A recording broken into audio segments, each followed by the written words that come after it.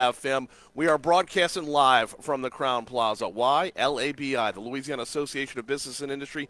Today is their annual meeting, and as our show wears on, I am super thrilled for this next segment. Welcoming in Ted Abernathy. He's going to be part of the morning program talking about Louisiana's economic competitiveness. Ted, welcome to Talk 107.3. How are you, man?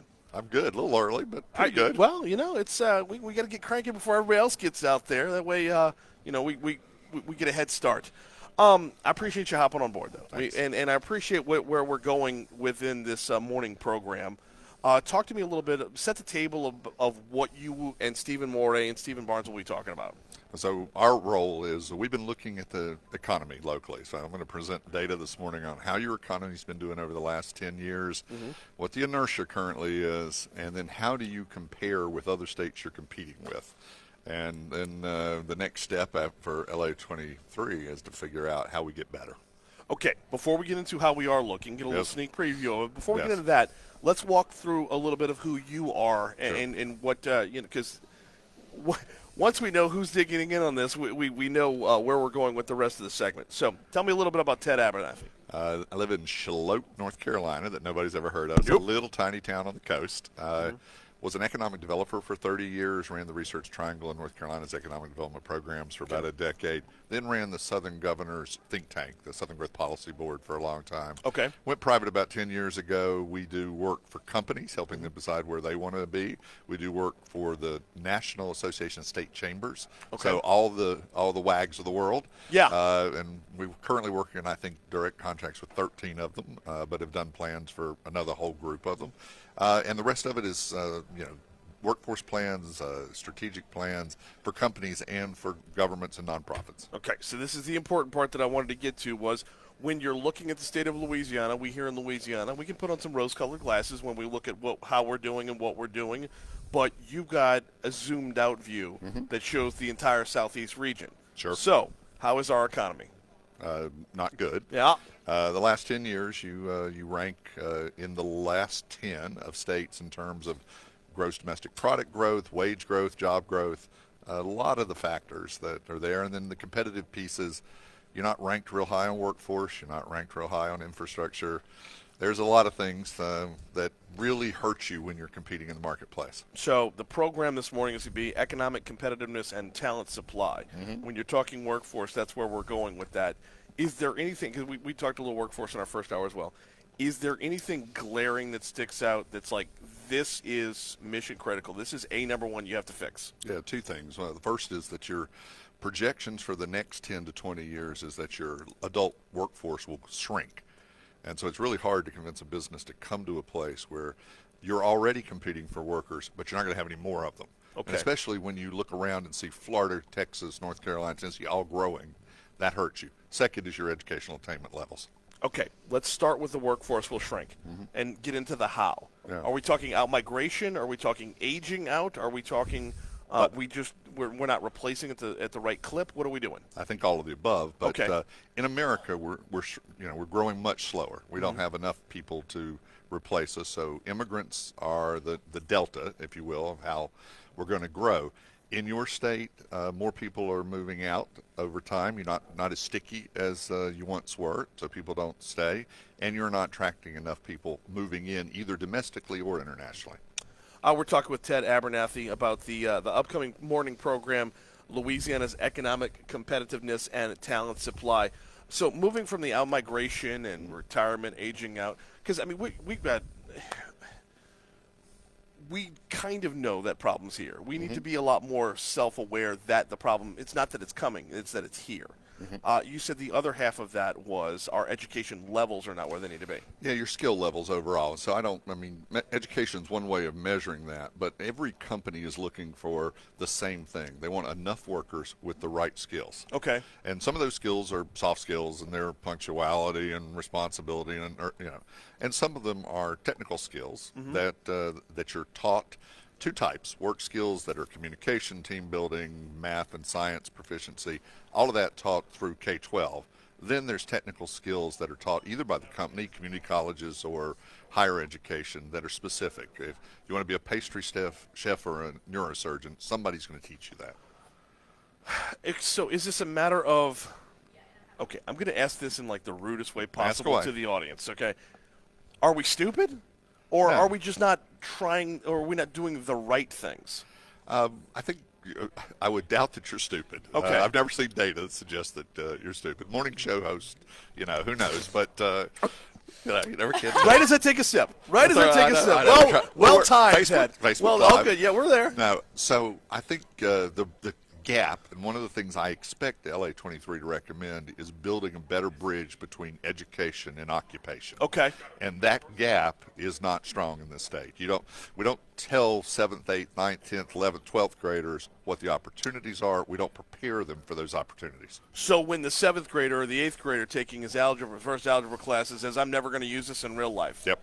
It's making that stick. Yeah, part of that. But Okay. I mean, I still haven't figured out how I'm going to use trig in real life, but I use statistics every day. I use geometry we use every day. algebra every day. Right. So Yeah. there are things you use, but it's not just the 7th graders, the 7th graders' parents.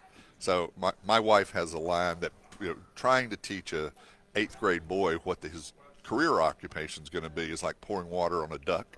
It just rolls off. Rolls right off, yeah. You need to teach the parents so they have an opportunity to guide that child going forward. Okay, but now we're getting into the hard part here because the parents have done things their way. They found their way in the world already. They have a relative level of what they perceive to be success.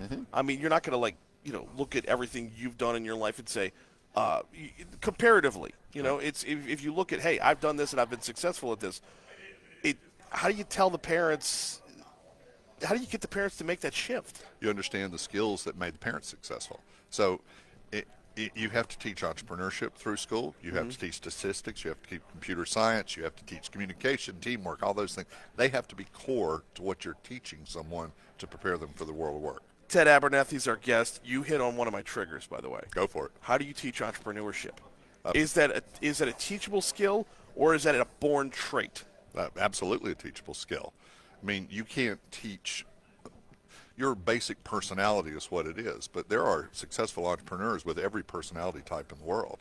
Okay. So it's not about your personality. It's about how do you manage time? How do you take risk? How do you assess those things?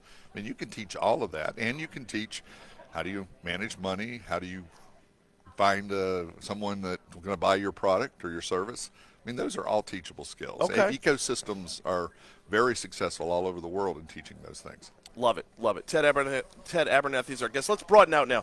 Let's talk a little bit about the overall southeastern picture. Yep. Should we be picking and choosing what we see elsewhere to say, hey, North Carolina does this, Alabama does this, Tennessee does this. Let's go get here, here, and here.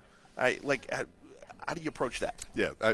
So it's a great question, and the answer is yes, but Okay. you've got to customize it to what works in Louisiana. You're not Tennessee, you're not Texas, you're not Florida. Right. So it's a little bit like building a football team. I guess down here, my part of the world, you build basketball teams, but here we build football teams. Hey now. So you can't have a great running back unless you have a line that can open a hole. Right. You've got to have a coach. So here, it's not one thing. It's not, if we have the lowest taxes in the world or the most educated people or the fastest process. It's a combination of things, and so you've got to find your combination. But there are lots of things that work, and you ought to steal the ones that work and replicate them. So there are apprenticeship programs that work. There are school transition training programs that work. There are tax policies that work, on and on and on. So go out, look, steal what you want, make your own way. See, I love that answer. One of the things that's going to be talked about in the upcoming legislative session is further income tax reform. And there's a lot of people that want to get rid of the state income tax. Sure. Because Florida doesn't have one, and Tennessee doesn't have one, and Texas doesn't have one, and they're all winning. I mean, just win like the old Charlie Sheen meme, winning. But would that even apply here?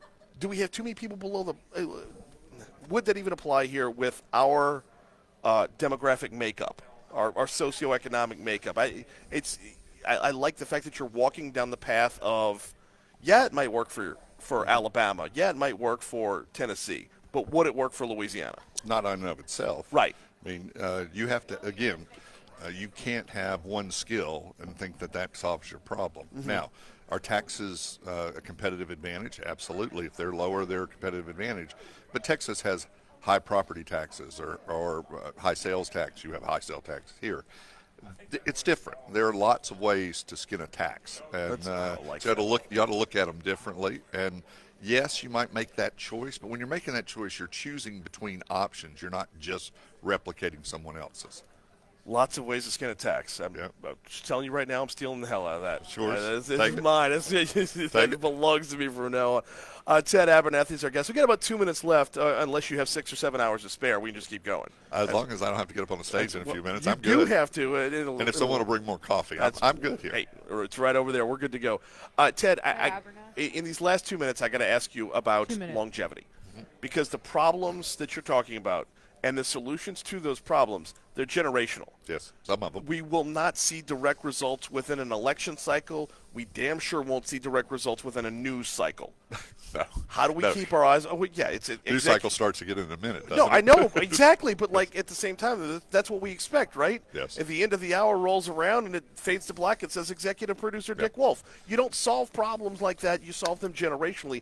How do we keep our eyes on the prize when the sacrifice involved to get there? Yeah, so some things are generational. Your kindergartner right now is generational to be a worker. But we're going to talk about examples this morning of states that have made huge differences in their competitiveness in a 10-year cycle. Okay. So not 1 year, Right. but 10-year cycle. They've changed some things. They've moved from being rated in the 40s to being rated in the 20s. And so sustained over 20 years, the goal is to keep moving. So 1 minute. The problem is that people look at that long thing and say, well, that's impossible. I can't do that. I mean, I need a worker next year. I don't need a worker next generation. Right. So part of this is a balance of what works now. What can you change? Can you change apprenticeship programs and make a difference in a year? Missouri has.